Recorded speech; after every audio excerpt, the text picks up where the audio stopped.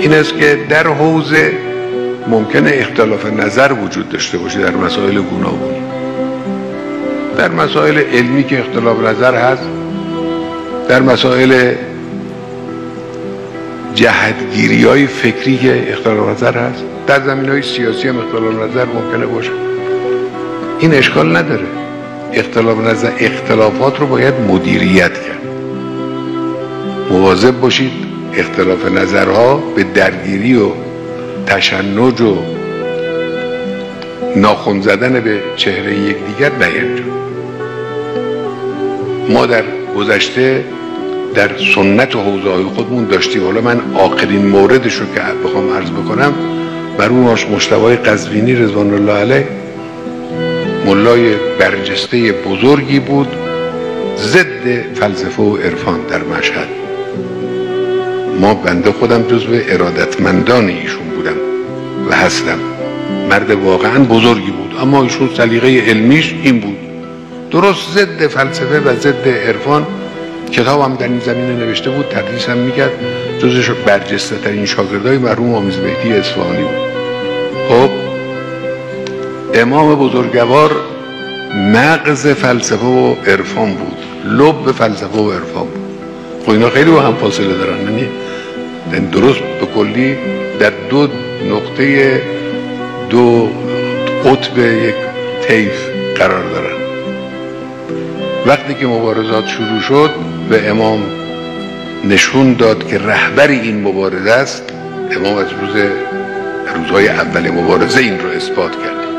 این آقای مجتبی قزوینی با همه این اختلافاتی که داشت بلند شد، از مشهد یه جماعتی رو با خودش برداشت، آمدن دیدن امام در قم، آمدن اظهار ارادت به امام کرد. تا وقتی ایشون زنده بود، سال 1146 ایشون از دنیا رفت. تا وقتی زنده بود پای انقلاب بود، یعنی واقعا امید ماها طلبه های مبارز اون روز در مشهد به مرحوم مجتبی بود، با اینکه اختلاف سلیقش با امام اینجوری بود. مرحوم آموز جواد آقای تهرانی ملای دیگری بود در رتبه های بعدی از همون جماعت مخالفین فلسفه و عرفان که ما به خدمت ایشون درسم خونده بود. ایشون خب نقطه مقابل بودن دیگه. بعد که قبل از انقلاب ایشون اظهار ارادت به امام میکرد.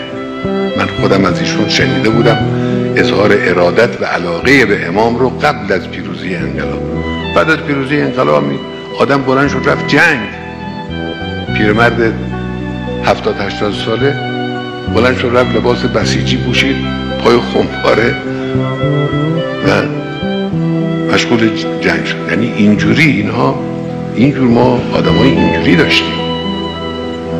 اختلاف فکری در این حال اتحاد به معنای واقعی کلمه، لله، فی الله، فی سبیل الله.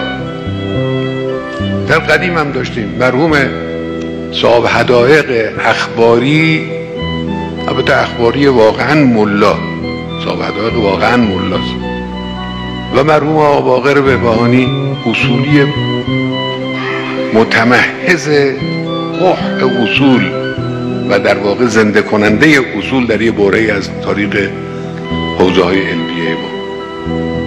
این دوتا هر دو کربلا بودن، با هم مباحثات تند و زیادی داشتن. مرحوم صاحب حدائق وصیت کرد که از دنیا رفتم نماز من آقا باقر بهبهانی بخون، و همین کارم شد. ایشون از دنیا رفت، مرحوم آقا باقر بهبهانی نماز ایشون رو. یعنی این چیزا در حوزه وجود داشت. البته ضدش هم خلافش هم بوده، تضاهمات بیخودی، تعارضای بیجا از اینا هم داشتیم، اما برجستگان ما اینجور بودن. در حوزه از یک طرف طلبه های جوان باید ادب را، اطاعت را نسبت به بزرگان حوزه، نسبت به مراجع تقلید حفظ کنه. همونطور که توی همین منشور روحانیت امام رضوان الله علیه همینا هست.